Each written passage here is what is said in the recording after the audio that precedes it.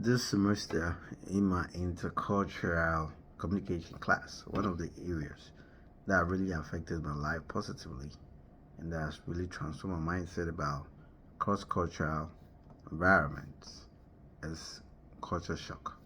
Culture shock is one of the everyday experience. Millions of people are involved in cross cultural boundaries due to schools, work, government services, and ministry purposes. Many people see cultural shock as a negative tendency in their cross cultural experience and either never want to experience it again or wish it never happened. But for me, it is more of a learning situation to shape my cross cultural intelligence and Christian maturity.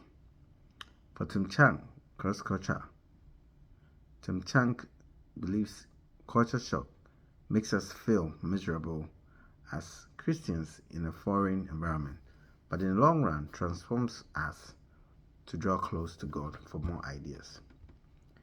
Culture shock makes us know how vulnerable we are before God. The more we experience culture shock, the more we understand that our knowledge is limited and feel the need for God's help. Culture shock makes us see the greatness and complexity of God's creation, making us humble before God and content with every circumstance of our life. Culture shock makes us understand others better and learn to love others with diverse cultural backgrounds, the same way we wish to be loved by others. By learning more about culture shock experience, I have developed more knowledge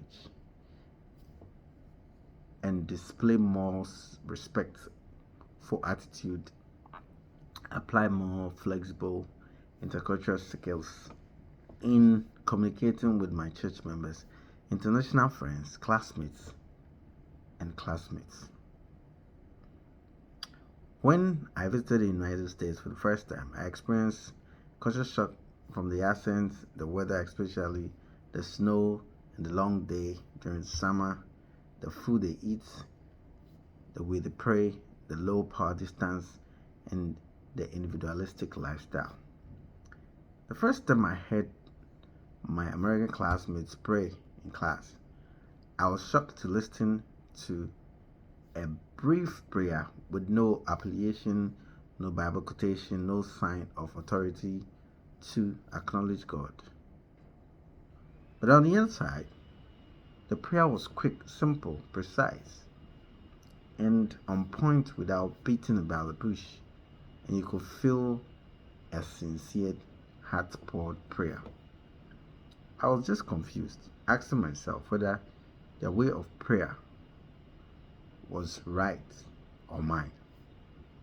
So whenever a professor asks someone to pray voluntarily in class, I did not want to pray because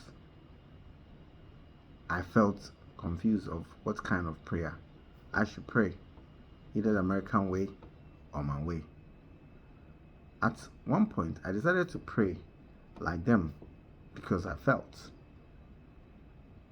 how I prayed was improper, complex, and artificial.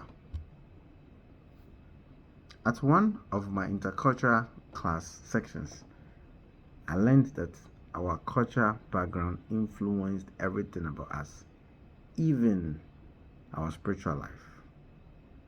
God does not dislike culture, but instead opposes evil and sinful one.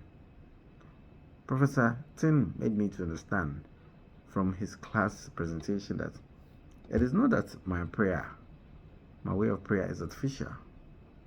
Instead, it is just influenced by my high power distance cultural values compared to the American classmates' prayer style, which is influenced by their low power distance. So God understands everyone's prayer based on our cultural background. But he said, however, as a Christian, developing a cross-cultural lifestyle, it makes sense to live intentionally and adapt to live to to adapt to the American way of praying in public, as Paul said in 1 Corinthians chapter 9, verse 18 to 23. So I chose to pray.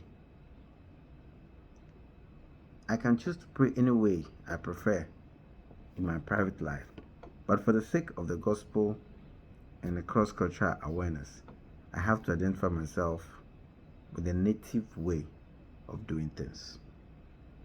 As a Christian leader in my church, I have become more intercultural, communication sensitive, and a better leader through my cultural shock experience and my intercultural class knowledge. This has shaped my way of managing diverse culture members and the way I display love towards people. And my life have been better because of my experience in intercultural communication. Thank you.